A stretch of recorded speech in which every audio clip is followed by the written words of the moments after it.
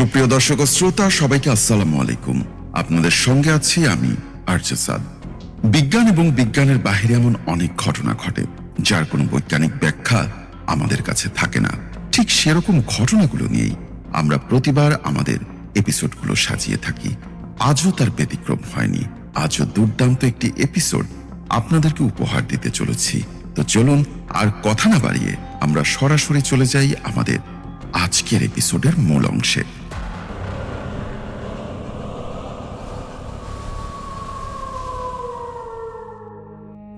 প্রিয় সাদ ভাই, আসসালামু আলাইকুম। জানি না এই ইমেলটা আপনার চোখে পড়বে কিনা, কিন্তু 6টা বছর ধরে একটা ঘটনা বুকের ভেতর পাথরের মতো চেপে বসে আছে। আপনাদের অনুষ্ঠান নিয়মিত শুনি বলেই আজ লিখতে বসলাম। ঘটনাটা যেখানে ঘটেছিল সেই গ্রামের আসল নাম আমি বদলে দিলাম, মানুষগুলোর নামও কিছুটা পাল্টে দিলাম, কিন্তু যা যা ঘটেছিল তার একটা বর্ণও বানানো না। আমি নিজেই এই গল্পের ইমরান, ছদ্মনাম। যদি সময় পান শ্রোতাদের একটু শোনাবেন, শুধু অনুরোধ, রাতে একা বসে যেন কেউ এটা না শোনে। আমার দাদাবাড়ি নওপাড়া, ব্রহ্মপুত্রের একটা শাখা নদীর ধারে ছোট্ট একটা গ্রাম।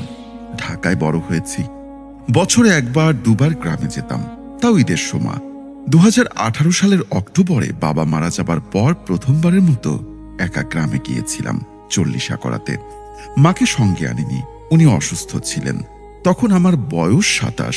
ভেবেছিলাম 10-12 দিনের ব্যাপার, চল্লিশা মিটিয়ে ফিরে আসব। কিন্তু নওপাড়া আমাকে যেতে দেয়নি সহজে।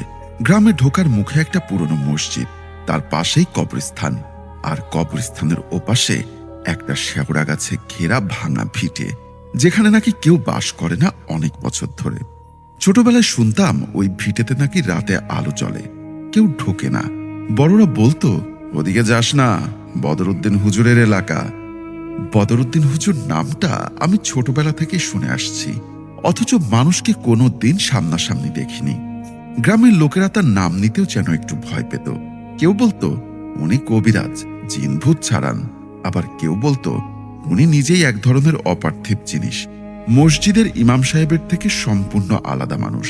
মসজিদের ইমাম নামাজ পড়ান, জানাজা পড়ান, মানুষকে দিনের পথে ডাকেন, আর বদরউদ্দিন হুজুর থাকেন গ্রামের প্রান্তে, কবরস্থান ঘেঁষে লোকচক্ষুর অন্তরালে। চল্লিশার আয়োজন করেছিলেন আমার চাচা কুদ্দুস চাচা। কুদ্দুস চাচা মসজিদের বর্তমান ইমাম। হাফেজ ইয়াকুব সাহেব তখন নওপাড়ায় নতুন, বছরখানেক হলো এসেছেন। ঢাকায় একটা বড় মাদ্রাসা থেকে পাশ করা যুবক, বয়স হয়তো 35-এর কাছাকাছি। গ্রামের ইমাম মৌলভী রহমতুল্লাহ সাহেব বছর 2 আগে হঠাৎ অসুস্থ হয়ে মারা যান। তার আগে প্রায় 40 বছর ধরে তিনি নওপাড়ার ইমাম। হাফেজ ইয়াকুব সাহেব আধুনিক চিন্তাধারার মানুষ। প্রথম জুমাতেই বলেছিলেন, কবিরাজি, তাবিজ এসব শিরক, আল্লাহর উপর ভরসা রাখুন। গ্রামের অনেকে খুশি হয়েছিল কথাটা শুনে, আবার অনেক বয়স্ক মানুষ মাথা নিচু করে চুপ করেছিলেন। 40 দিন সন্ধ্যায় আমি লক্ষ্য করলাম দাওয়াতের ভিড়ের মধ্যে একজন মানুষ কারোর সাথে কথা বলছে না, কোনায় দাঁড়িয়ে আছে। লম্বা শুকনো শরীর, সাদা দাড়ি বুক পর্যন্ত নেমে এসেছে, পরনে একটা মলিন কালচে রঙের পাঞ্জাবি, মাথায় সাদা টুপি, চোখ দুটো যেন কারো দিকে না তাকিয়েও সব দেখছে। আমি চাচাকে জিজ্ঞাসা করলাম, উনি কে? চাচা গলা নামিয়ে বললেন, বদরউদ্দিন হুজুর আসছেন, দোয়া পড়ে খাবার না ছুঁয়ে চলে যাবেন। প্রতিটা জানাজায়, প্রতিটা চল্লিশায় এসে দাঁড়িয়ে থাকেন, কিন্তু কারো বাড়ি অন্ন গ্রহণ করেন না। কেন? চাচা এমনভাবে তাকালেন যেন প্রশ্নটাই বেয়াদবি। জিজ্ঞাসা করিস না, ওনার হিসাব ওনার। শুধু এতটুকু জানিস, নওপাড়ায় যতদিন উনি আছেন ততদিন গ্রামের বড় কোনো বিপদ হয়নি। সেদিন রাতে আমি প্রথমবার লক্ষ্য করলাম বদরউদ্দিন হুজুর কখন এলেন কেউ বলতে পারল না, আবার কখন যে চলেও গেলেন সেটাও কেউ দেখেনি। এক মুহূর্ত ছিলেন, পরের মুহূর্তে জায়গাটা খালি। 40-আর পরদিন থেকে আমার কাজ ছিল বাবার রেখে যাওয়া জমি জমার কাগজপত্র গোছানো, ব্যাংকের হিসাব মেটানো। ভেবেছিলাম সপ্তাহখানেকের মধ্যে শেষ হয়ে যাবে, কিন্তু ঠিক তার পরেই গ্রামের প্রথম অস্বাভাবিক ঘটনা ঘটল।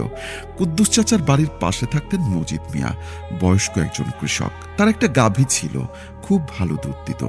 এক রাতে গোয়াল ঘর থেকে গাভীটার আত্মচিৎকার শোনা গেল। মজিদ মিয়া দৌড়ে গিয়ে দেখেন গাভীর গলায় যেন কেউ নখ দিয়ে আঁচড় কেটে দিয়েছে, রক্ত ঝরছে, আর চোখ দুটো বিস্ফোরিত, যেন প্রচন্ড কিছু দেখে ভয় পেয়েছে।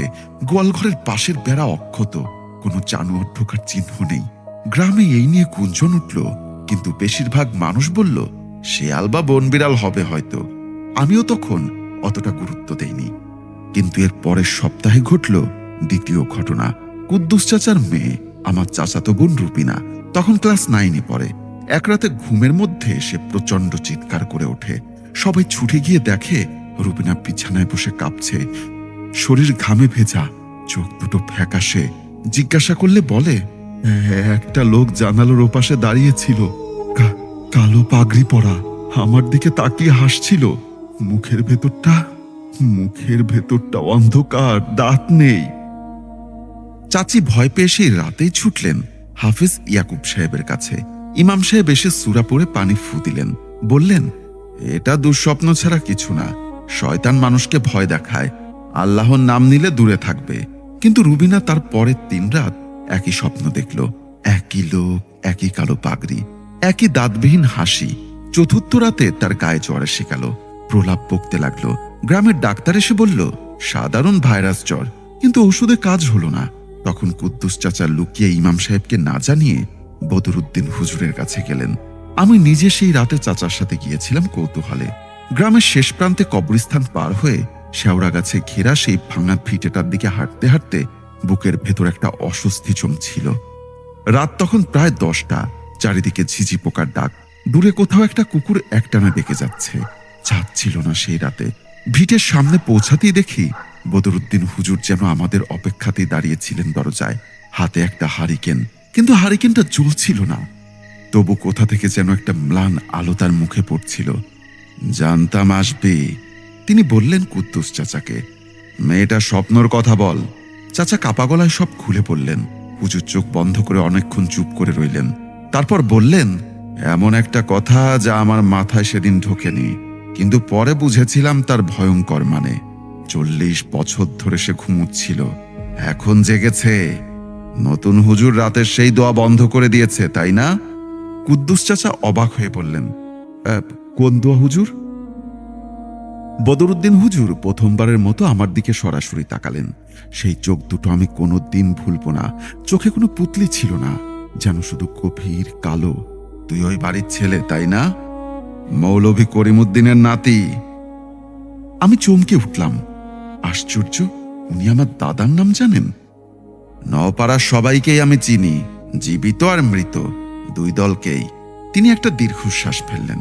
তোর দাদাই ছিলেন এই মসজিদের প্রথম ইমাম, যিনি রাতের শেষ প্রহরে একটা দোয়া পড়তেন, বছরের পর বছর কাউকে না জানিয়ে। মৌলভী রহমতুল্লাহ সাহেব সেই দায়িত্ব নিয়েছিলেন তারপরে। কিন্তু এই নতুন হাফেজ সাহেব, সে বলে সব বিদআত, শিরক। সে দোয়া বন্ধ করে দিয়েছে। কি দোয়া আর কি জেগে উঠেছে? আমি জিজ্ঞাসা করলাম। বদরুদ্দিন হুজুর প্রথমবার আমার দিকে তাকিয়ে সামান্য হাসলেন, কিন্তু সেই হাসিতে কোনো উষ্ণতা ছিল না। সময় হলে জানবি, আজ শুধু মেয়েটার জন্য এইটুকু নে। তিনি একটা ছোট্ট কাপড়ের পুটলি বের করে দিলেন, তাতে কিছু শুকনো পাতার একটা তাবিজ। আজ রাতে তার বালিশের নিচে রাখ।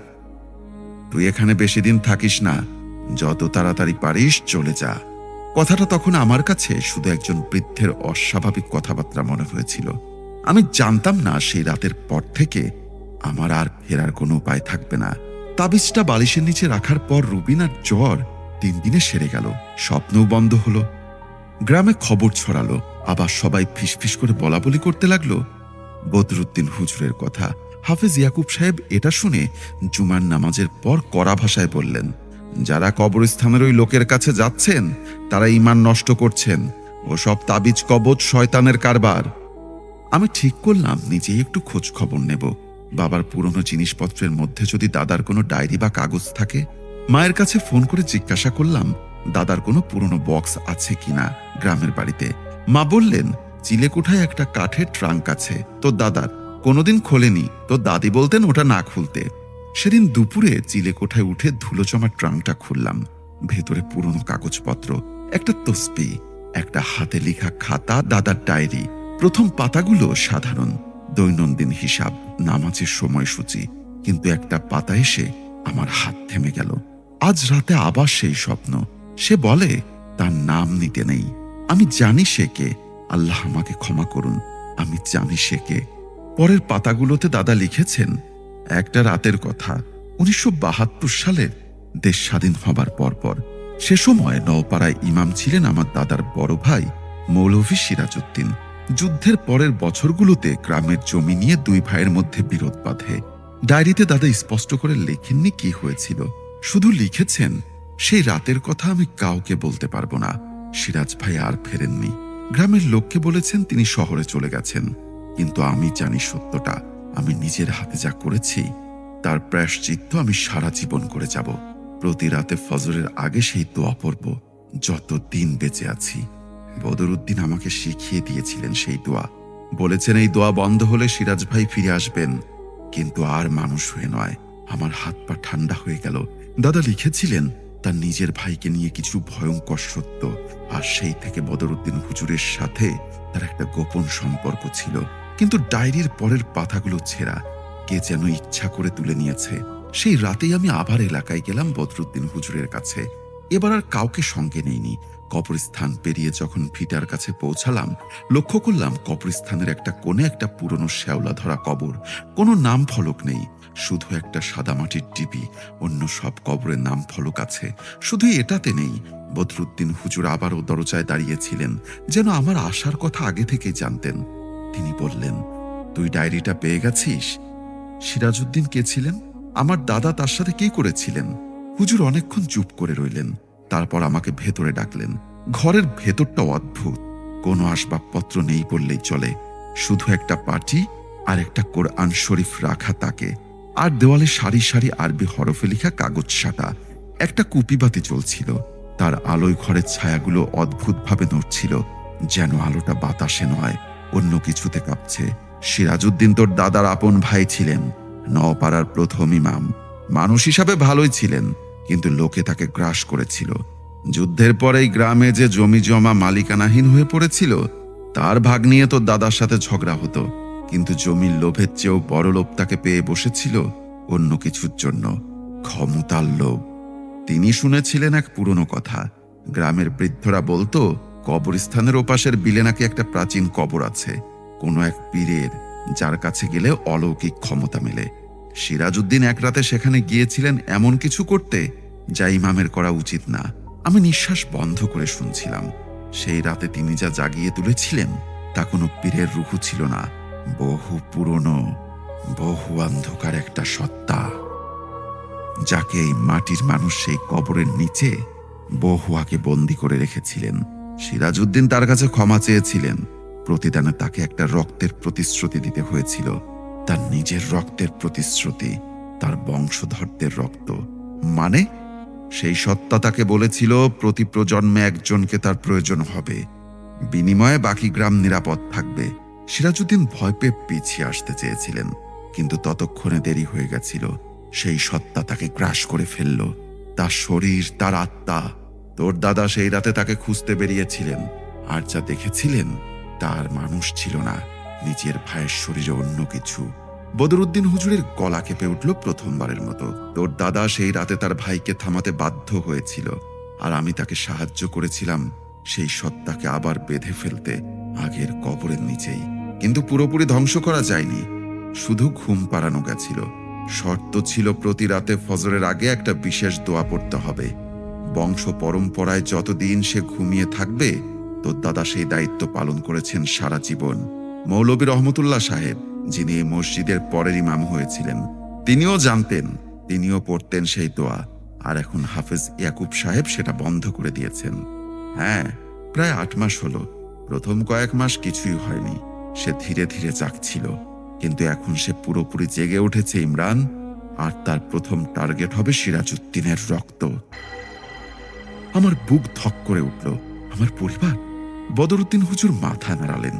সিরাজউদ্দিনের কোনো সন্তান ছিল না বেঁচে থাকা অবস্থায়, তাই সেই রক্তের দাবি নেমে এসেছে তোর দাদার বংশে। তুই তার নাতি, আর তুই এখানে এসে বসে আছিস। ঠিক সে সময় সে জেগে উঠেছে। আমি সে রাতে ঘুমোতে পারিনি। পরদিন সকালে হাফেজ ইয়াকুব সাহেবের সাথে দেখা করতে গেলাম। ভাবলাম হয়তো তাকে বোঝাতে পারবো। মসজিদের বারান্দায় বসে তিনি আমার কথা শুনলেন, মুখে একটা করুণ হাসি। ইমরান ভাই, আপনি শিক্ষিত মানুষ, ঢাকায় থাকেন, আপনি কিভাবে সব কুসংস্কারে বিশ্বাস করছেন?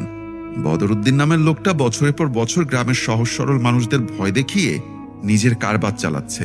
আপনার দাদার আমলে হয়তো কিছু একটা কুসংস্কার চালু হয়েছিল, কিন্তু ইসলামে এসবের কোনো স্থান নেই। আল্লাহ ছাড়া কারো ক্ষমতা নেই কারো ক্ষতি করার। আপনি চিন্তা করবেন না। তার কথায় যুক্তি ছিল। আমি নিজেও বিশ্বাস করতে চেয়েছিলাম তিনি ঠিক বলেছেন, কিন্তু সেদিন রাতেই ঘটল এমন কিছু যা আমার সব সংশয় ভেঙে দিল। কুদ্দুস চাচার বাড়িতে সেই রাতে ছিলাম। রাত তখন প্রায় 2:30। হঠাৎ ঘুম ভেঙে গেল একটা শব্দে। মনে হলো কেউ যেন উঠে উঠোনে হেঁটে বেড়াচ্ছে ধীর পায়ে। জানালা দিয়ে উকি দিয়ে দেখি উঠোনের মাঝখানে একটা অবয়ব দাঁড়িয়ে আছে, মানুষের মতো আকৃতি, কিন্তু অস্বাভাবিক লম্বা, মাথায় যেন একটা কালো পাগড়ির মতো কিছু, মুখটা অন্ধকারে ঢাকা। সেই অবয়বটা স্থির হয়ে দাঁড়িয়েছিল ঠিক আমার জানালার দিকে মুখ করে। যদিও আমি নিশ্চিত ছিলাম না তার কোনো মুখ ছিল কিনা, যা দিয়ে দেখা যায়। আমি চিৎকার করতে গিয়েও গলা দিয়ে শব্দ বের হলো না। শরীর যেন পাথর হয়ে গেছিল। অবয়বটা ধীরে ধীরে একটা হাত তুলল। হাতটা স্বাভাবিকের চেয়ে অনেক লম্বা, আঙ্গুলগুলো যেন কাঠির মতো সরু, এবং আমার দিকে ইশারা করলো যেন ডাকছে। ঠিক তখনই দূর থেকে ফজরের আজান ভেসে এলো। হাফেজ ইয়াকুব সাহেবের গলায়। আজান শুরু হতেই অবয়বটা যেন কেঁপে উঠল, তারপর ধোয়ার মতো মিলিয়ে গেল বাতাসে। সকালে আমি কাউকে কিছু বলিনি। প্রথমে ভাবলাম হয়তো দুঃস্বপ্ন, কিন্তু উঠোনে গিয়ে দেখি সেখানে অবয়বটা দাঁড়িয়েছিল। যেখানে অবয়বটা দাঁড়িয়েছিল সেখানকার মাটি পোড়া, ঘাস কালো হয়ে গেছে, ঠিক মানুষের পায়ের মাপের একটা ছাপের মতো। সেদিন দুপুরে আমি আবার ছুটে গেলাম বদরুদ্দিন হুজুরের কাছে। এবার তিনি আমাকে দেখে অবাক হলেন না, শুধু বললেন, তুই টিকে গেছিস প্রথম রাতে? ভালো, কিন্তু সে এখন জানে তুই এখানে আছিস। প্রতি রাতে সে আরো শক্তিশালী হবে, আরো কাছে আসবে। আমি কি করব? তিনি একটা দীর্ঘশ্বাস ফেললেন। দুটো পথ আছে, একটা তুই আজকে এই গ্রাম ছেড়ে পালা, আর কোনো দিন ফিরিস না। রক্তের দাবি যদি রক্তকে না পায়, সে হয়তো আবার ঘুমিয়ে পড়বে। সময় লাগবে অনেক, কিন্তু তার আগে সে গ্রামের অন্য মানুষদের ক্ষতি করবে, প্রতিশোধ নেবে। তুই এখানে থাকিস, আর আমরা তাকে আবার বেঁধে ফেলার চেষ্টা করব চিরদিনের জন্য। কিন্তু এই দ্বিতীয় পথটার জন্য যে মূল্য দিতে হবে তা অনেক বড়। কি মূল্য? বদরুদ্দিন হুজুর প্রথমবারের মতো চোখ নামিয়ে নিলেন, যেন কিছু লুকোচ্ছেন। সময় হলে বলবো, আগে হাফেজ সাহেবকে রাজি করাতে হবে। তার সাহায্য ছাড়া এই কাজ সম্ভব না, কারণ তিনি এই মসজিদের বর্তমান ইমাম, আর সেই দোয়া শুধু মসজিদের ইমামের কণ্ঠেই কার্যকর হয়। আমি সেদিনই আবার হাফেজ ইয়াকুব সাহেবের কাছে গেলাম। এবার উঠোনের পোড়া দাগের ছবি দেখালাম মোবাইলে। তিনি প্রথমে অবিশ্বাস করলেন, কিন্তু আমার চোখ মুখের আতঙ্ক দেখে কিছুটা নরম হলেন। চলুন, আজ রাতে আমি নিজে পাহারা দেব আপনার সাথে। যদি সত্যিই কিছু থাকে, আল্লাহর নাম নিয়ে আমরা তাকে ভয় দেখাবো না, বরং সাহায্য করব। সেই রাতে ঘটল সবচেয়ে ভয়ঙ্কর ঘটনা। রাত তখন প্রায় 1টা। আমি হাফেজ ইয়াকুব সাহেব আর কুদ্দুস চাচা তিনজনে উঠোনে বসেছিলাম হারিকেন জ্বালিয়ে। ইমাম সাহেব কোরআন তেলাওয়াত করছিলেন। হঠাৎ বাতাস থমকে গেল। চারিপাশের সব শব্দ, ঝিঝি পোকা, দূরের কুকুরের ডাক, সব একসাথে থেমে গেল, যেন প্রকৃতি নিজেই নিঃশ্বাস বন্ধ করে ফেলেছে। তারপর কবরস্থানের দিক থেকে ভেসে এলো একটা শব্দ, আজানের মতো শোনাতে চেষ্টা করা একটা বিকৃত সুর, কিন্তু শব্দগুলো উল্টো, ভাঙা, যেন কেউ মানুষের গলার নকল করার চেষ্টা করছে, অথচ পারছে না। আল্লাহু আকবার এর জায়গায় বেরিয়ে আসছিল এক ধরনের কোঙ্গানি। তারপর হঠাৎ স্পষ্ট বাংলায় একটা গলা ভেসে উঠল, করিম, আমার ভাই করিম, আমাকে ভুলে গেছো? তোমার নাতি এসেছে আমার কাছে। হাফেজ ইয়াকুব সাহেবের হাত থেকে কোরআন শরীফ পড়ে গেল। তার মুখ সাদা হয়ে গেছিল ভয়ে। কুদ্দুস চাচা আমার হাত চেপে ধরলেন এত জোরে যে ব্যথা লাগলো। উঠোনের প্রান্তে অন্ধকার থেকে সেই অবয়বটা আবার দেখা দিল, এবার আরো স্পষ্ট, আরো কাছে। এবার আমি তার মুখটা দেখতে পেলাম। বাজার মুখের জায়গায় কোনো চামড়া নেই, শুধু একটা কালচে ভাঁজ পড়া কিছু। চোখের জায়গায় দুটো গর্ত, আর সেই গর্তের ভেতর থেকে একটা লাল আলো জ্বলছিল, ঠিক জ্বলন্ত কয়লার মতো। সিরাজউদ্দিন ইমাম সাহেবের কাপা গলায় বললেন, আপনার আত্মার শান্তি কামনা করি, আল্লাহর নামে ফিরে যান। অবয়বটা যেন হেসে উঠল, একটা শুকনো খসখসে শব্দ। শান্তি? আমার ছোট ভাই আমাকে জ্যান্ত মাটিতে পুঁতে দিয়েছিল। আমি শান্তি চাই না, আমি আমার প্রাপ্য চাই। সেই মুহূর্তে বদরুদ্দিন হুজুর কোত্থেকে যেন হাজির হলেন, ঠিক উঠোনের প্রবেশ পথে দাঁড়িয়ে। তার হাতে একটা পুরনো হলুদ হয়ে যাওয়া কাগজ, তাতে আরবি হরফে কিছু লেখা। সিরাজ, তুই 40 বছর ঘুমিয়েছিলি, এখন আবার ঘুমোতে হবে। তিনি বললেন, গলায় এমন এক প্রিয়তা যা আমি আগে শুনিনি। সিরাজউদ্দিনের অবয়বটা বদরুদ্দিন হুজুরের দিকে ঘুরে দাঁড়ালো, আর তখনই আমি প্রথমবারের মতো এমন একটা জিনিস লক্ষ্য করলাম যা আমার মেরুদণ্ড দিয়ে ঠান্ডা স্রোত বইয়ে দিল। সিরাজউদ্দিনের অবয়বটা বদরুদ্দিন হুজুরকে দেখে যেভাবে থমকে গেল, যেভাবে পিছিয়ে গেল, তাতে ভয় ছিল না, ছিল এক ধরনের চেনা জানা ঘৃণা, যেন তারা দুজন অনেক পুরনো, অনেক গভীর কোনো সম্পর্কে জড়িত। তুই? সিরাজের অবয়ব ফিসফিস করে বলল, তুই এখনো এখানে, এত বছর পরেও? তোকে পাহারা দেওয়াই আমার কাজ সিরাজ, যতদিন না তুই পুরোপুরি শান্ত হোস। সেই রাতে বদরুদ্দিন হুজুর সেই হলুদ কাগজ থেকে একটা দীর্ঘ দোয়া পড়তে শুরু করলেন, আর হাফেজ ইয়াকুব সাহেবকেও যোগ দিতে বললেন। প্রথমে ইমাম সাহেব দ্বিধা করছিলেন, কিন্তু চোখের সামনে যা দেখছিলেন তারপর আর সন্দেহের জায়গা ছিল না। দুজনের কণ্ঠ মিলে গেল, আর সিরাজউদ্দিনের অবয়ব যন্ত্রণায় চিৎকার করে উঠল। তার শরীর কুঁকড়ে যেতে লাগলো, যেন অদৃশ্য কোনো শিকল তাকে টেনে নিয়ে যাচ্ছে মাটির নিচে। কিন্তু ঠিক তখনই ঘটল অপ্রত্যাশিত ব্যাপারটা। সিরাজউদ্দিনের অবয়ব হঠাৎ চিৎকার থামিয়ে হাসতে শুরু করলো। তোমরা ভাবছ আমাকে আবার বেঁধে ফেলবে? বদরুদ্দিন, তুই তোর নিজের গল্পটাই ভুলে গেছিস মনে হয়। বলতো ইমরানকে তুই কে? বলতো 40 বছর আগে সেই রাতে কি ঘটেছিল কবরস্থানে তোর নিজের সাথে? বদরুদ্দিন হুজুর থমকে গেলেন। তার মুখে প্রথমবারের মতো আমি একটা অন্যরকম ভাব দেখলাম। ভয় নয়, বরং কিছু একটা গোপন করার আতঙ্ক। থাম সিরাজ। কেন থামবো? এতদিন লুকিয়ে রেখেছিস, আজ বলে দেই। ইমরান, তোর দাদা করিমউদ্দিন সেই রাতে আমাকে থামাতে গিয়েছিল ঠিকই, কিন্তু একা পারেননি। তার সাথে ছিল আর একজন সাধারণ মানুষ, একজন প্রকৃত ফকির, যে জানতো কিভাবে আমাকে বাঁধতে হয়। কিন্তু সেই বাঁধন সম্পূর্ণ করতে তার নিজের একটা অংশ দিতে হয়েছিল আমার কবরের সাথে। তার শরীর সেই রাতেই মারা গেছিল ইমরান। তার আত্মা আটকে গেছিল আমার সাথে, আমাকে পাহারা দেওয়ার শর্তে। 40 বছর ধরে তোরা যাকে বদরুদ্দিন হুজুর বলে চিনিস, সে একজন জীবিত মানুষ নয়, সে নিজেও একটা আত্মা, আমার মতো এই মাটির নিচে বাঁধা। শুধু পার্থক্য এই যে সে স্বেচ্ছায় বন্দী হয়েছিল, আর আমি জোর করে। উঠোনে একটা ভয়ঙ্কর নীরবতা নেমে এলো। আমি বদরুদ্দিন হুজুরের দিকে তাকালাম, প্রত্যাশা করছিলাম তিনি অস্বীকার করবেন, কিন্তু তিনি শুধু চোখ বন্ধ করে ফেললেন, আর তার শরীরটা যেন হঠাৎ একটু স্বচ্ছ হয়ে গেল। হারিকেনের আলো তার শরীরের ভেতর দিয়ে দেখা যাচ্ছিল ক্ষণিকের জন্য। সত্যি তিনি ফিসফিস করে বললেন, আমি বদরুদ্দিন, আমি নওপাড়ার এক সাধারণ ফকির। 1972 সালে মারা গেছিলাম সিরাজকে বাঁধতে গিয়ে, কিন্তু আমার আত্মা এই কবরস্থান ছেড়ে যেতে পারেনি, কারণ আমার কাজ শেষ হয়নি। আমি 40 বছর ধরে পাহারা দিয়েছি ইমরান, শুধু এই আশায় যে একদিন আমার এই বন্ধন চিরতরে ভাঙা যাবে। আমার মাথা ঘুরছিল। আমি যাকে এতদিন একজন রহস্যময় কিন্তু জীবিত হুজুর ভেবে এসেছি, তিনি 40 বছর ধরে একটা আত্মা, একজন মৃত মানুষ, যিনি নিজের ইচ্ছায় এই গ্রামকে বাঁচাতে দায়িত্ব বেছে নিয়েছিল। আর এখন সিরাজউদ্দিনের অবয়ব হাসছিল, যেন এই সত্যটা প্রকাশ করে দেওয়াই তার সবচেয়ে বড় অস্ত্র ছিল। বদরুদ্দিন দুর্বল হয়ে গেছে। সিরাজ বলল, তার শক্তি ফুরিয়ে আসছে 40 বছরে। আজ রাতে আমি তাকে হারাবো, আর তারপর ইমরান তোকে নেবে। তোর রক্তেই আমার মুক্তি। হাফেজ ইয়াকুব সাহেব, যিনি এতক্ষণ হতভম্ব হয়ে দাঁড়িয়েছিলেন, হঠাৎ সামনে এগিয়ে এলেন। তিনি বদরুদ্দিন হুজুরের দিকে তাকিয়ে বললেন, আমি ভুল করেছিলাম। আমি ভেবেছিলাম পুরনো রীতি মানেই কুসংস্কার, কিন্তু কিছু জিনিস প্রজন্মের পর প্রজন্ম ধরে চলে আসে, কারণ সেগুলোর পেছনে একটা কারণ থাকে। বলুন আমি কি করতে পারি?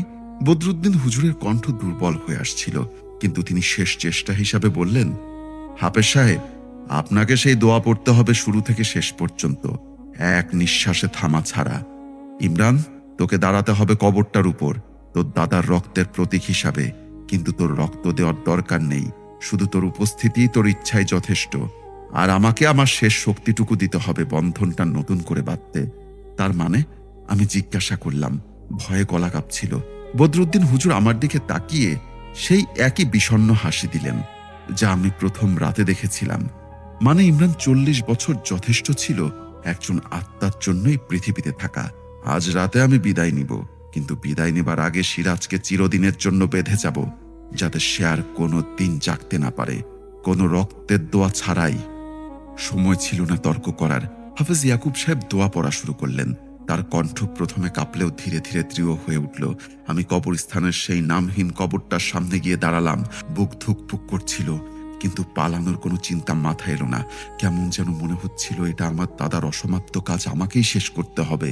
সিরাজউদ্দিনের অভাব প্রচণ্ড রেগে গিয়ে আমার দিকে ছুটে এলো, কিন্তু বদরুদ্দিন হুজুর মাঝখানে দাঁড়িয়ে গেলেন। তার শরীর থেকে একটা সাদা আলো বিচ্ছুরিত হতে লাগলো, ক্রমশ উজ্জ্বল হয়ে উঠল। আর সেই আলো সিরাজের কালো অবয়বটাকে ঘিরে ফেলল একটা বৃত্তের মতো। যা যা তোর জায়গায় সিরাজ, বদরুদ্দিন হুজুর চিৎকার করে বললেন। তার কণ্ঠে 40 বছরের সমস্ত ধৈর্য যেন একসঙ্গে ভেঙে পড়ল। এবার আমি তোকে ছাড়ব না। হাফেজ ইয়াকুব সাহেবের দোয়া পড়া শেষ পর্যায়ে পৌঁছালো। শব্দগুলো যেন বাতাসে কম্পন তুলছিল। সিরাজের অবয়ব আর্তনাদ করতে করতে সেই সাদা বৃত্তের মধ্যে ছোট হতে লাগলো। শেষে একটা কালো ধোঁয়ার মতো হয়ে মাটির নিচে সেই নামহীন কবরের ভেতরে মিলিয়ে গেল। মাটি একবার কেঁপে উঠল, তারপর সব শান্ত। বদরুদ্দিন হুজুরের শরীর থেকে আলোটা ধীরে ধীরে ম্লান হয়ে আসতে লাগলো। তিনি আমার দিকে তাকিয়ে শেষবারের মতো হাসলেন। এবার সেই হাসিতে সত্যিকারের শান্তি ছিল। ধন্যবাদ ইমরান, তোর দাদার ঋণ আজ শোধ হলো। এখন আমি যেতে পারি। তার শরীরটা আলোর কণার মতো ভেঙে বাতাসে মিলিয়ে গেল। ঠিক ভোরের আলো ফোটার সাথে সাথে দূর থেকে ফজরের আজান ভেসে এলো। এবার সম্পূর্ণ স্বাভাবিক, শান্ত, পবিত্র সুরে। সকালে গ্রামের লোকেরা যখন জানলো রাতের ঘটনা, অনেকেই বিশ্বাস করতে পারল না। অনেকে আবার বলল তারা রাতে অদ্ভুত শব্দ শুনেছে।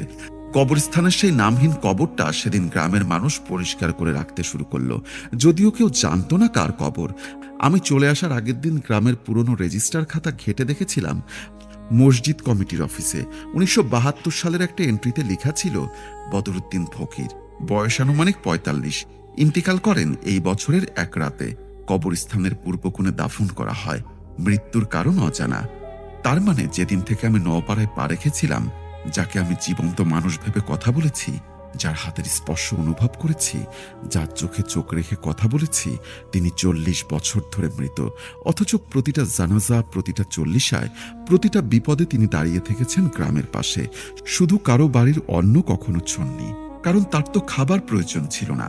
আমি নওপাড়া ছেড়ে ঢাকায় ফিরে আসি 6 বছর হলো। মাঝে মধ্যে গ্রামে যাই, কবরস্থানের সেই কোণে দাঁড়িয়ে কিছুক্ষণ চুপ করে থাকি। এখন সেখানে দুটো কবর পাশাপাশি। একটা ছোট নাম ফলক বসানো হয়েছে একটাতে, বদরুদ্দিন ফকির, একজন হেফাজতকারী। হাফেজ ইয়াকুব সাহেব এখনো নওপাড়ার ইমাম। তিনি এখন প্রতি রাতে ফজরের আগে তিনি একা মসজিদে বসে একটা বিশেষ দোয়া পড়েন, কাউকে না জানিয়ে। আমি জানি, কারণ একবার রাত জেগে থাকার সময় আমিও শুনেছিলাম তার গলা ভেসে আসছিল মসজিদের দিক থেকে, নিচু কিন্তু দৃঢ় স্বরে। সেই দোয়া কোনো দিন থামবে না, আমি জানি। কারণ এই পৃথিবীতে কিছু বন্ধন এমন, যা একবার ভাঙলে আর জোড়া লাগানো যায় না সহজে। আর কিছু রক্ষী এমন থাকেন, যাদের আমরা কখনো চিনতেই পারি না, যতক্ষণ না তারা নিজেরাই সত্যটা বলে দেন। সাদ ভাই, যদি আমাদের এই গল্পটি আপনাদের কাছে ভালো লাগে, তাহলে অবশ্যই পড়বেন। আমি জানি এই গল্পটা আপনাদের অনেকের কাছেই অবাস্তব মনে হতে পারে, কিন্তু আপনি কি জানেন, আমাদের এই পৃথিবীতে এমন অনেক ঘটনা ঘটে চলে, যার ব্যাখ্যা দাঁড় করাতেও আপনাকে 100 বার ভাবতে হবে, এবং তারপরেও আপনি তার কোনো ব্যাখ্যা দাঁড় করাতে পারবেন না। তো বন্ধুরা, ঘটনাটি আমি বললাম, আমার কাছে অসম্ভব সুন্দর লেগেছে। এবং আমি চাই যে এরকম ঘটনা আপনি আমাদেরকে আরো পাঠান। থ্যাংক ইউ সো মাচ ঘটনাটি পাঠানোর জন্য। তো চলুন আমরা আর কথা না বাড়িয়ে আমাদের পরবর্তী ঘটনায় চলে যাই।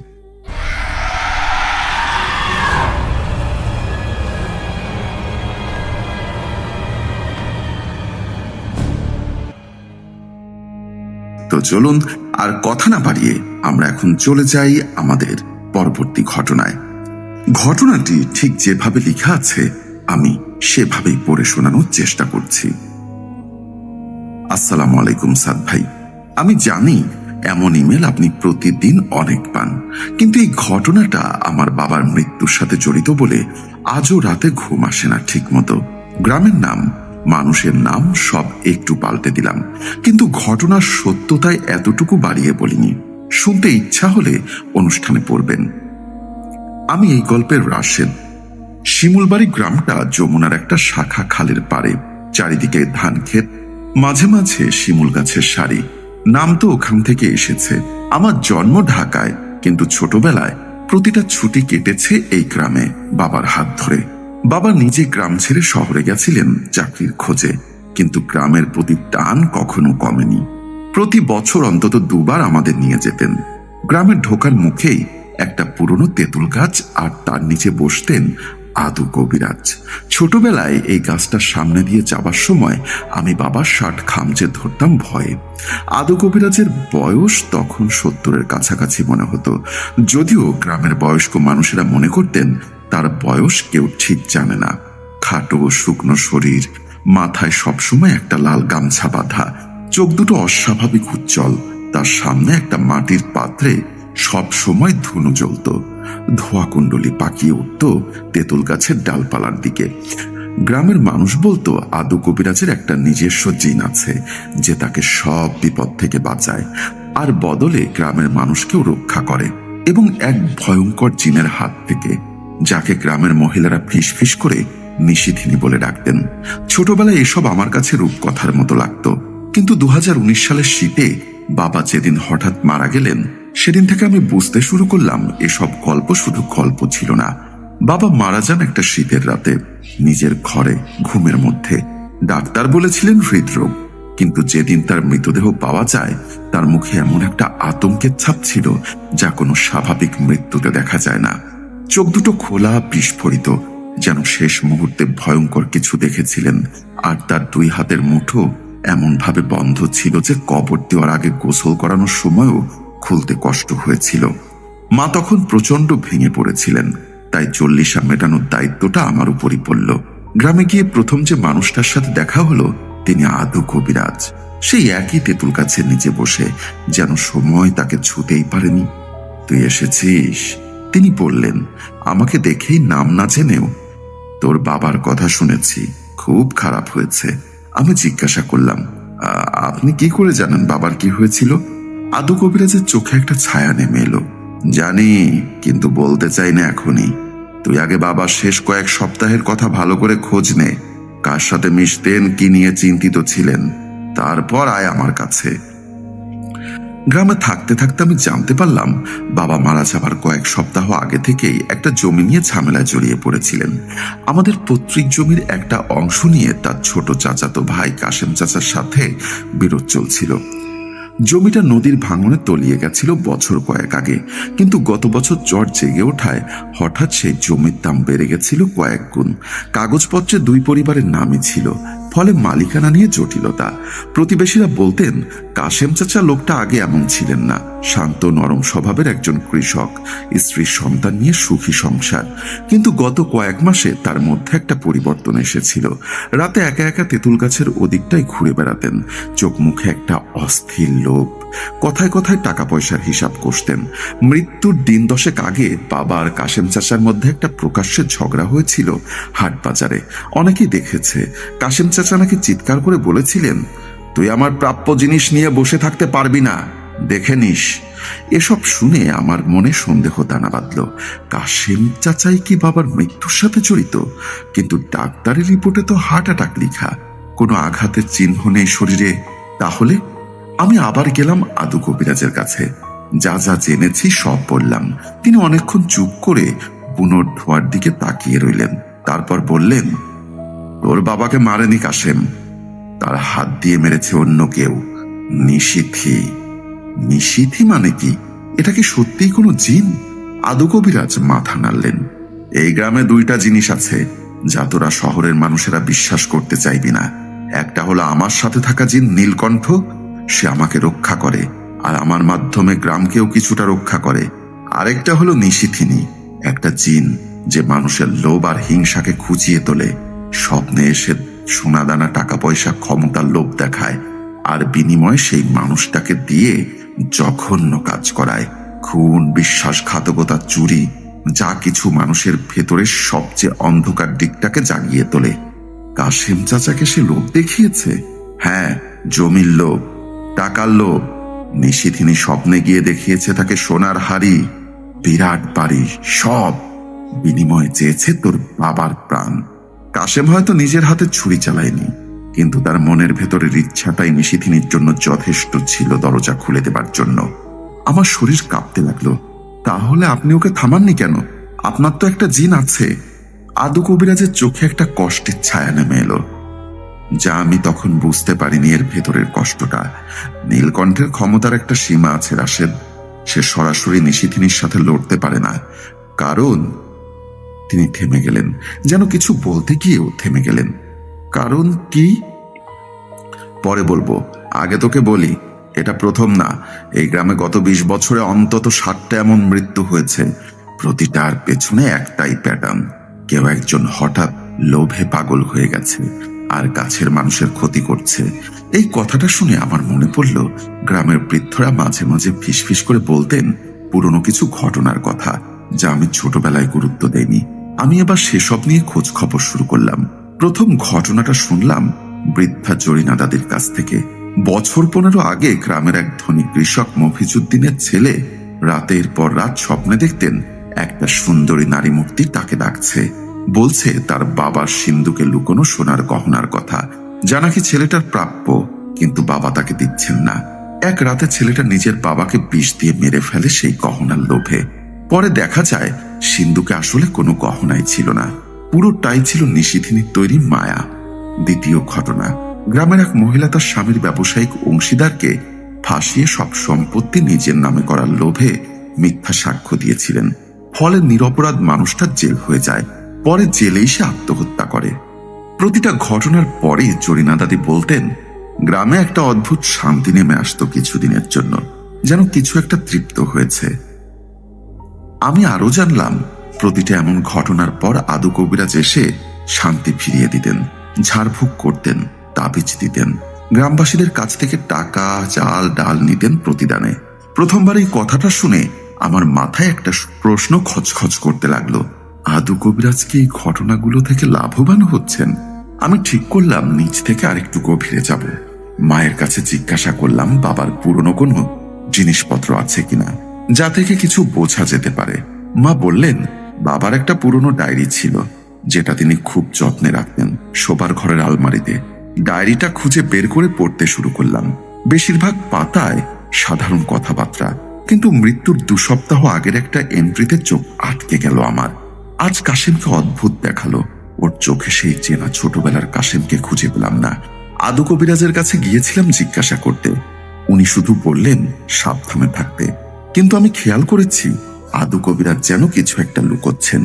গত মাসে যখন মজিদের ছেলে হঠাৎ পাগলের মতো নিজের দোকানে আগুন দিল, তার আগের রাতেও আদু কবিরাজকে দেখেছিলাম তেঁতুল গাছের নিচে বসে থাকতে, মুখে একটা অদ্ভুত তৃপ্তির হাসি। এই কথাটা আমি কাউকে বলিনি, কিন্তু নিজের ডায়েরিতে লিখে রাখলাম, যদি কোনোদিন কাজে লাগে। শেষ পাতায় লেখা ছিল, আমি ঠিক করেছি আদু কবিরাজকে সরাসরি জিজ্ঞাসা করব নিশিতির সাথে তার আসল সম্পর্কটা কি। যদি আমার কিছু হয় রাশেদকে বলে দিও ও যেন এই ডায়েরিটা পড়ে। আমার হাত কাঁপতে লাগলো। বাবা মৃত্যুর আগে আদু কবিরাজকে সন্দেহ করেছিলেন, আর সেই কথোপকথনের কয়েকদিনের মধ্যেই বাবা মারা গেলেন। সেই রাতে আমি ঘুমোতে পারলাম না। জানালার পাশে বসে থাকতে থাকতে হঠাৎ লক্ষ্য করলাম উঠোনের ওপাশে তেঁতুল গাছের দিক থেকে একটা ম্লান নীলচে আলো দুলছে, যেন কেউ লণ্ঠন হাতে হাঁটছে। কৌতূহল দমাতে না পেরে আমি বেরিয়ে গেলাম। গাছের কাছে পৌঁছতে দেখি আলোটা কোনো লণ্ঠন নয়, একটা মানুষের অবয়ব, কিন্তু শরীরটা স্বচ্ছ, ভেতর দিয়ে গাছের ডালপালা দেখা যাচ্ছে।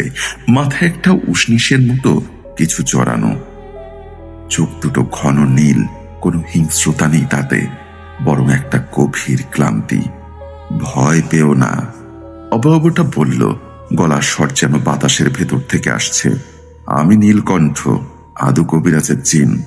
আমি থমকে দাঁড়ালাম। তুমি কি বাবাকে বাঁচাতে পারতে না? নীলকণ্ঠের চোখে একটা যন্ত্রণা ফুটে উঠল। আমি চেষ্টা করেছিলাম রাশেদ, কিন্তু আমার হাত বাঁধা। আমি আদুর হুকুম ছাড়া নিশিতির বিরুদ্ধে সরাসরি কিছু করতে পারি না। আর আদু কোনোদিন আমাকে পুরোপুরি ছেড়ে দেয় না নিশিতির সাথে লড়তে। কেন? তুমি তো তার কথা শোনো। তার তো উচিত গ্রামকে বাঁচানো। নীলকণ্ঠ চারিপাশে একবার তাকালো, যেন নিশ্চিত হতে চাইছে কেউ শুনছে কিনা। তারপর নিচু গলায় বলল এমন একটা সত্য যা আমার পায়ের নিচের মাটি সরিয়ে দিল। কারণ আদু কবিরাজি ৩০ বছর আগে নিশিথিকে যুক্ত করেছিলেন নিজের হাতে। তিনি নিজেই তার সাথে একটা চুক্তি করেছিলেন, নিশিথিনী মাঝে মাঝে গ্রামের মানুষকে লোভ দেখিয়ে বিপর্যয় ঘটাবে, আর তার বিরুদ্ধে আদু সমাধান করার নাটক করে গ্রামবাসীর কাছ থেকে টাকা, সম্মান, ক্ষমতা আদায় করবেন। বছরের পর বছর এভাবেই চলছে। আমি তার হাতে বাঁধা, কারণ তিনি আমাকে একটা লোহার তাবিজে বন্দি করে রেখেছেন, আর সেই তাবিজ তিনি নিজের গলায় পরে থাকেন। আমি যা করি তার অনুমতি নিয়েই করতে হয়। আর তিনি কখনোই আমাকে নিশিথিকে পুরোপুরি ধ্বংস করার অনুমতি দেন না, কারণ নিশিথি শেষ হয়ে গেলে তার নিজের ব্যবসাও শেষ। আমি স্তব্ধ হয়ে দাঁড়িয়ে রইলাম। যাকে গ্রামের মানুষ ত্রাণকর্তা মনে করে, তিনি আসলে এইসব ভয়ঙ্কর ঘটনার মূল হোতা। তাহলে বাবা কি সত্যিই তাকে সন্দেহ করার কারণে মারা গেলেন? নীলকণ্ঠ মাথা নিচু করল। তোমার বাবা আদুকে সরাসরি জিজ্ঞাসা করেছিলেন সেই রাতে। আদু ভয় পেয়েছিলেন সত্যটা জানাজানি হয়ে যাবে। তিনি নিজে কিছু করেননি সরাসরি, কিন্তু নিশিথিকে ইশারা দিয়েছিলেন। নিশিথি তোর বাবার ঘুমের মধ্যে গিয়ে এমন একটা আতঙ্ক দেখিয়েছিলেন যে তার হৃৎপিণ্ড বন্ধ হয়ে যায়। এটা খুন নয় আইনের চোখে, কিন্তু আসলে খুনই। আমার চোখে পানি চলে এলো। রাগে দুঃখে শরীর কাঁপছিল। আমাকে সাহায্য করো নীলকণ্ঠ, আমি এর বিচার চাই। নীলকণ্ঠ কিছুক্ষণ চুপ করে রইল, তারপর বলল, আমি তোকে সাহায্য করব, কিন্তু তার আগে জানিয়ে রাখি, নিশিথিনী এখন আর আদুর নিয়ন্ত্রণে নেই পুরোপুরি। প্রতিটা লোভের সাথে সে শক্তিশালী হয়েছে, আর এখন সে নিজে একটা বড় কিছুর পরিকল্পনা করছে। আদু নিজেও তাকে নিয়ে ভয় পেতে শুরু করেছে, যদিও প্রকাশ করেন না কি পরিকল্পনা। পুরো গ্রামকে গ্রাস করার। এতদিন সে এক দুজনকে লোভ দেখিয়ে সন্তুষ্ট ছিল, কিন্তু এবার সে চায় সবাইকে একসাথে একটা রাতে। আমি শুনেছি তার ফিসফিসানি বাতাসে আসছে অমাবস্যায়, যখন পুরো গ্রাম ধান কাটার উৎসবে ব্যস্ত থাকবে, তখন সে একসাথে সবার মনে লোভের বীজ ঢুকিয়ে দেবে। কল্পনা কর রাশেদ, এক রাতে যদি পুরো গ্রামের প্রতিটা মানুষ একসাথে একে অপরের প্রতি হিংস্র হয়ে ওঠে। অমাবস্যা ছিল আর মাত্র 5 দিন পরে। আমার হাতে সময় খুব কম। আমি সিদ্ধান্ত নিলাম যেভাবেই হোক আদু কবিরাজের মুখোমুখি হব, আর নীলকণ্ঠের সাহায্যে সত্যটা সামনে আনবো। কিন্তু পরের কয়েকদিনে গ্রামে যা ঘটতে লাগলো তাতে বোঝা গেল নিশিথিনী তার পরিকল্পনা আগে ভাগেই শুরু করে দিয়েছে। কাশেম চাচা, যিনি আগেই লোভে অন্ধ হয়ে গিয়েছিলেন, এবার আরো ভয়ঙ্কর কিছু করে বসলেন। নিজের স্ত্রীকে সন্দেহ করে মারধর শুরু করলেন। বললেন সে নাকি তার সম্পত্তি অন্যের সাথে ভাগ করা ষড়যন্ত্র করছে। গ্রামের আরেক পরিবারে 2 ভাইয়ের মধ্যে জমি নিয়ে এমন মারামারি বাঁধল যে একজন আর একজনের হাত ভেঙে দিল কাস্তে দিয়ে। স্কুল শিক্ষক মতিন সাহেব, যিনি সবসময় শান্ত স্বভাবের মানুষ ছিলেন, হঠাৎ স্কুলের ফান্ডের টাকা নিয়ে পালানোর চেষ্টা করলেন। প্রতিটা ঘটনার সাধারণ সূত্র একটাই। প্রতিটা মানুষ বলছিল তারা স্বপ্নে একটা সুন্দরী নারী মূর্তি দেখেছে, যে তাদের প্রাপ্য জিনিসের কথা মনে করিয়ে দিয়েছে, যা অন্য কেউ কেড়ে নিচ্ছে। গ্রামে একটা আতঙ্কের বাতাস বইতে লাগলো। মানুষ একে অপরকে সন্দেহ চোখে দেখতে শুরু করলো। আমি বুঝলাম নিশিথিনী শুধু লোভ দেখাচ্ছে না, সে গোটা গ্রামের বিশ্বাসের ভিত নাড়িয়ে দিচ্ছে, যাতে অমাবস্যার রাতে চূড়ান্ত আঘাত আনতে পারে। অমাবস্যার আগের দিন সন্ধ্যায় আমি সোজা তেঁতুল গাছের নিচে গিয়ে দাঁড়ালাম। আদু কবিরাজ সেখানে বসেছিলেন, মুখে সেই চিরচেনা নির্লিপ্ত ভাব, কিন্তু চোখের নিচে কালি পড়ে গেছে, যেন তিনিও ঘুমোতে পারছেন না অনেক দিন। আমি সব জানি, আমি সরাসরি বললাম। নীলকণ্ঠ আমাকে সব বলে দিয়েছে। আপনি নিশিথিকে ছাড়িয়েছিলেন, আপনি আমার বাবার মৃত্যুর কারণ। আদু কবিরাজের মুখ থেকে রক্ত সরে গেল। কিছুক্ষণ চুপ করে থেকে তিনি ধীরে ধীরে বললেন, তুই যা শুনেছিস তা সত্যি রাশেদ, কিন্তু পুরো সত্যটা তুই এখনো জানিস না।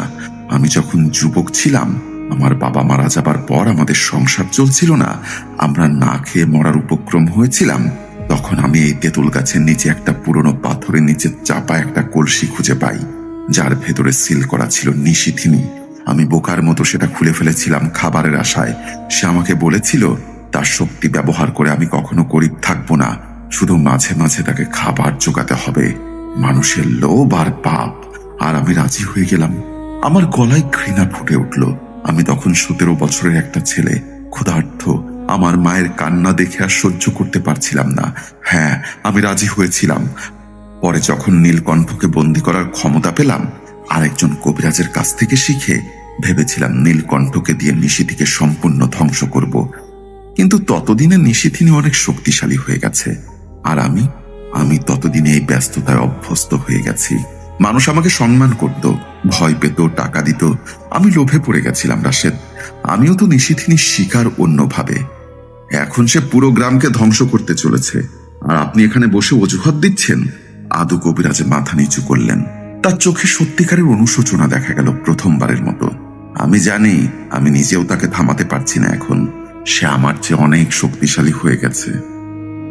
আমার একটাই উপায় বাকি আছে। কি উপায়? আমি জিজ্ঞাসা করলাম। আদু কবিরাজ গলায় তাবিজটা স্পর্শ করলেন, যেখানে নীলকণ্ঠ বন্দী। নীলকণ্ঠকে সম্পূর্ণ মুক্ত করে দিতে হবে, কোনো শর্ত ছাড়া। তাহলে সে তার পূর্ণ শক্তি দিয়ে নিশিথিনীর সাথে লড়তে পারবে।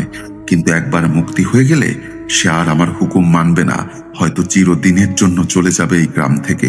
আমি একা হয়ে যাব, কোনো ক্ষমতা থাকবে না। গ্রামের মানুষ হয়তো আমাকে আর সম্মান করবে না যখন জানবে আসল সত্যিটা। এটাই তো ন্যায্য শাস্তি আপনার জন্য। তিনি ম্লান হেসে মাথা নাড়ালেন। তুই ঠিকই বলেছিস, আজ রাতেই আমি এটা করব। সন্ধ্যা নামতেই আদু কবিরাজ, আমি আর নীলকণ্ঠের অবয়ব তেঁতুল গাছের নিচে জড়ো হলাম। গ্রামের কয়েকজন প্রবীণ মানুষ খবর পেয়ে এসেছিলেন, যদিও তারা পুরো ঘটনা জানতেন না। আদু কবিরাজ গলা থেকে লোহার তাবিজটা খুললেন, হাতে নিয়ে অনেকক্ষণ তাকিয়ে রইলেন, যেন এক জীবনের সঙ্গীর কাছ থেকে বিদায় নিচ্ছেন। নীলকণ্ঠ, তোমাকে আজ আমি সম্পূর্ণ মুক্ত করে দিলাম, কোনো শর্ত ছাড়া। যা ভালো মনে করো তাই করো। তাবিজটা মাটিতে ফেলে পা দিয়ে গুড়িয়ে দিলেন তিনি। সাথে সাথে নীলকণ্ঠের অবয়ব থেকে একটা প্রচন্ড নীল আলো বিচ্ছুরিত হলো। চারিদিকের অন্ধকার কাঁপিয়ে দিয়ে তার শরীরটা যেন বড় হতে লাগলো, আকাশ ছুঁয়ে ফেললো প্রায়। চোখ দুটো এখন আর ক্লান্ত নয়, বরং চলচলে দৃঢ়তায় ভরা। অবশেষে নীলকণ্ঠের গলা এবার বজ্রের মতো শোনালো, 30 বছর অপেক্ষা করেছে এই মুহূর্তের জন্য। ঠিক তখনই বাতাস ভারী হয়ে উঠল।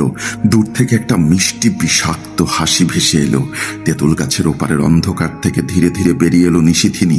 প্রথমে দেখতে অসম্ভব সুন্দরী এক নারী মূর্তির মতো, লম্বা কালো চুল, মাটি ছুঁয়েছে, শরীরে সোনার গহনা ঝলমল করছে। কিন্তু কাছে আসতেই তার আসল রূপ প্রকাশ পেতে লাগলো। মুখের চামড়া গলে পড়ছে, নিচে কালো পোড়া মাংসের মতো কিছু, চোখের জায়গায় দুটো অগ্নিকুণ্ড।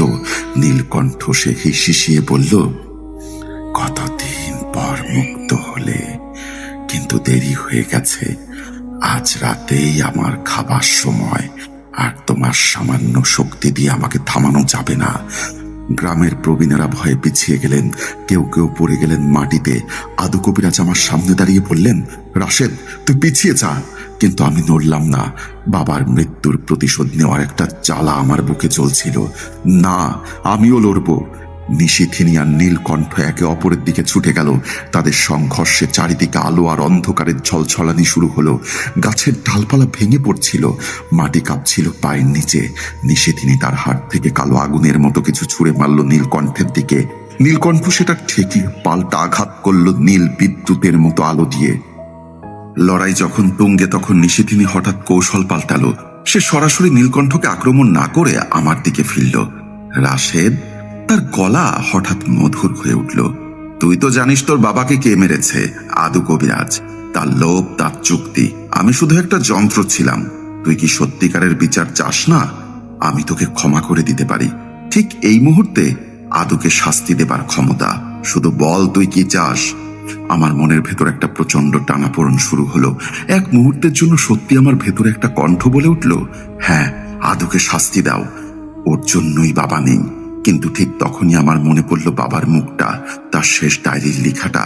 তিনি সত্যের সন্ধানে ছিলেন, প্রতিশোধের নয়। আর আমি বুঝলাম এই নিশিথিনীর আসল অস্ত্র।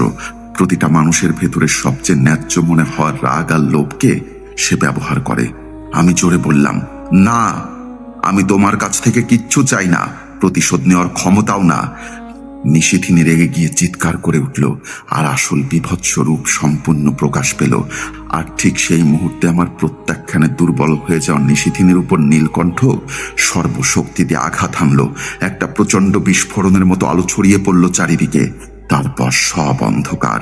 যখন চোখ খুললাম, দেখি নিশিথিনীর অবয়ব ধীরে ধীরে ছাই হয়ে বাতাসে মিলিয়ে যাচ্ছে। একটা তীক্ষ্ণ দীর্ঘ চিৎকার রেখে তেঁতুল গাছটা অর্ধেক পুড়ে গেছে, কিন্তু গ্রাম মানুষগুলো সব ঠিক আছে। নীলকণ্ঠ আমার দিকে ফিরল। তার শরীর এখন আবার আগের মতো শান্ত স্বচ্ছ। তুই ওকে হারিয়ে দিয়েছিস রাশেদ। ওর ক্ষমতা মানুষের লোভের উপর নির্ভরশীল ছিল। যখন তুই প্রত্যাখ্যান করলি ও দুর্বল হয়ে গেল। আমি আদু কবিরাজের দিকে তাকালাম। তিনি মাটিতে বসে পড়েছিলেন, কাঁদছিলেন নিঃশব্দে। আমি জানি অনেক বড় অপরাধ করেছি রাশেদ। তোর বাবার কাছে, এই গ্রামের কাছে আমার যা শাস্তি হওয়া উচিত আমি মেনে নেব। আমি কিছু বলার আগেই নীলকণ্ঠ বলল, তার শাস্তি ইতিমধ্যে শুরু হয়ে গেছে। আজ থেকে সে আর কোনো অলৌকিক ক্ষমতা ব্যবহার করতে পারবে না, কোনো জিনের সাহায্য পাবে না। তাকে বাকি জীবন একজন সাধারণ মানুষ হিসাবে বাঁচতে হবে, নিজের অপরাধ মেনে নিয়ে। সেই রাতের পর নীলকণ্ঠ চিরদিনের জন্য গ্রাম ছেড়ে চলে গেল। আকাশে মিলিয়ে গেল একটা নীল আলোর রেখার মতো। যাবার আগে শুধু বলে গেল, গ্রাম এখন নিরাপদ রাশেদ। নিশিথিনি শেষ হয়ে গেছে, কিন্তু মনে রাখিস, লোভ মানুষের মনের ভেতরেই থাকে। কোনো জিনের প্রয়োজন হয় না তাকে জাগিয়ে তুলতে, শুধু কেউ কেউ সেই লোভকে ব্যবহার করে ফায়দা তোলে। গ্রামে যখন পুরো সত্যটা জানাজানি হলো, আদু কবিরাজকে অনেক ঘৃণা করতে লাগলো। কেউ কেউ আবার করুণা করলেন। বুঝলেন তিনিও এক অর্থের শিকার। তিনি নিজে থেকেই তেঁতুল গাছের নিচের জায়গা ছেড়ে গ্রামের এক কোণে একটা ছোট্ট কুড়ে ঘরে গিয়ে থাকতে শুরু করলেন, চুপচাপ একা। আমি 40 শেষ করে ঢাকায় ফিরে এলাম, কিন্তু বাবার ডায়েরিটা সাথে নিয়ে এসেছি। আজও যত্ন করে রেখেছি। মাঝে মধ্যে গ্রামে যাই। পোড়া তেঁতুল গাছটার জায়গায় নতুন একটা চারা লাগিয়েছি বাবার স্মরণে। কিন্তু সাদ ভাই, একটা কথা আমি কাউকে বলিনি এতদিন, আজ আপনাকে বলছি। গত মাসে গ্রামে গেছিলাম। রাতে ঘুম আসছিল না বলে বারান্দায় বসেছিলাম। হঠাৎ চোখে পড়ল নতুন চারা গাছটার পাশে মাটিতে একটা ছোট্ট পুরনো মাটির কলসির অংশ উকি দিচ্ছে, ঠিক যেমনটা আদু কবিরাজ বর্ণনা করেছিলেন তার নিজের গল্পে, যেখান থেকে তিনি নিশিথিনীকে মুক্ত করেছিলেন। কলসিটার মুখ খোলা, ভেতরটা ফাঁকা। আমি জানি না এটা কতদিন ধরে ওখানে আছে, নাকি নতুন করে কেউ কিছু একটা খুঁড়ে বের করছে। আমি সেটা নিয়ে কাউকে কিচ্ছু বলিনি, শুধু আবার মাটি চাপা দিয়েছি। কিন্তু সেই থেকে গ্রামের 2-1 মুখে শুনেছি তারা নাকি আজকাল অদ্ভুত স্বপ্ন দেখছে। কেউ একজন সুন্দর গলায় ডাকছে, বলছে তাদের প্রাপ্য জিনিসের কথা। আমি জানি না এটা কাকতালীয় কিনা, নাকি নতুন কিছু শুরু, তাই ঘুম আসে না ঠিক মতো। তো সাদ ভাই, এই ছিল আমার ঘটনা। আশা করছি আমার আজকের ঘটনাটি আপনাদের ভালো লেগেছে। তো বন্ধুরা, আপনারা শুনলেন আমাদের আজকের এপিসোড। আশা করছি আমাদের আজকের এপিসোডটি আপনাদেরকে অনেক আনন্দ দিতে পেরেছে, এবং সেই সাথে আজকের ঘটনাগুলো খুব সুন্দর ছিল। আপনারা যারা আমাদেরকে ঘটনা পাঠাতে চান তারা অবশ্যই স্ক্রিনে দেওয়া ইমেলে আপনার জীবনের সেই ঘটনাগুলো আপনি আমাদেরকে পাঠাতে পারেন, যেই ঘটনার কোনো যুক্তি তর্ক আপনি বৈজ্ঞানিকভাবে দাঁড় করাতে পারেননি। আমরা আপনার ঘটনা পড়ে শোনাবো, এবং আপনাদের সবাইকে রিকোয়েস্ট করে বলবো, আপনারা যারা এখনো আমাদের ইউটিউব চ্যানেলটি সাবস্ক্রাইব করেননি তারা অবশ্যই আমাদের ইউটিউব চ্যানেলটি সাবস্ক্রাইব করবেন। সবাই ভালো থাকবেন, সুস্থ থাকবেন। আল্লাহ হাফেজ।